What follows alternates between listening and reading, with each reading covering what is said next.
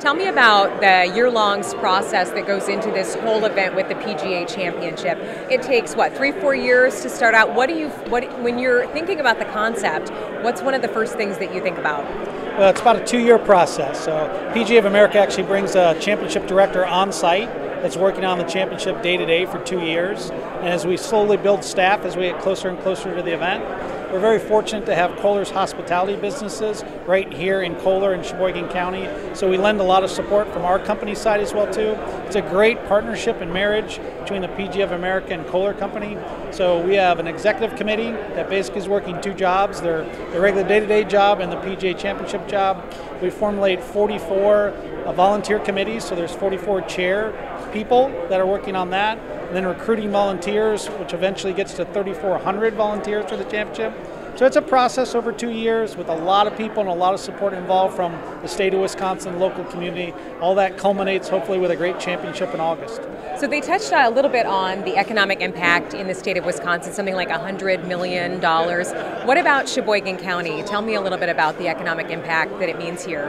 Well, obviously it drives a lot because from a hotel standpoint, a lot of the hotels are filled with either corporate patrons, with volunteers that are coming from out of town and out of state, with individuals coming that are golf fans from around the Midwest, staying in the local hotels, hopefully supporting local restaurants, local businesses.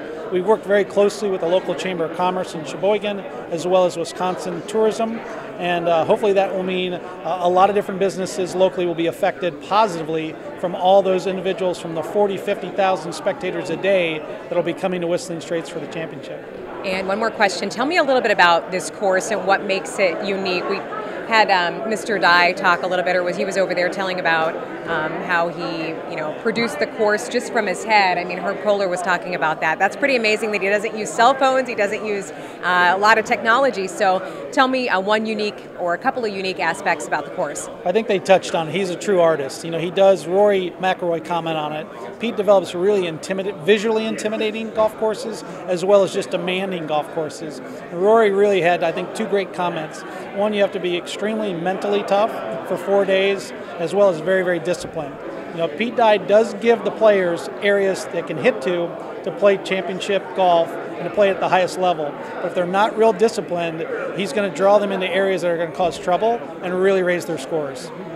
So kind of tricky with that course. It can be.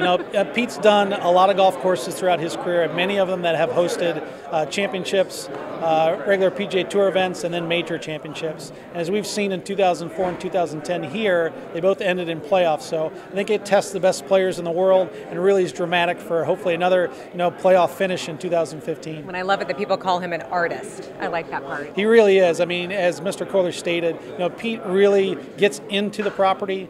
On the land, he spends an incredible amount of time, probably more than any other designer today. He does all the work in the field as opposed to in an office or CAD drawings or on a computer. He really believes you have to spend time on the land to really get the feel for it. And we're very fortunate that we've been able to work with him here and develop all 4 golf courses at Kohler, but in particular the Straits Golf Course for the PGA Championship.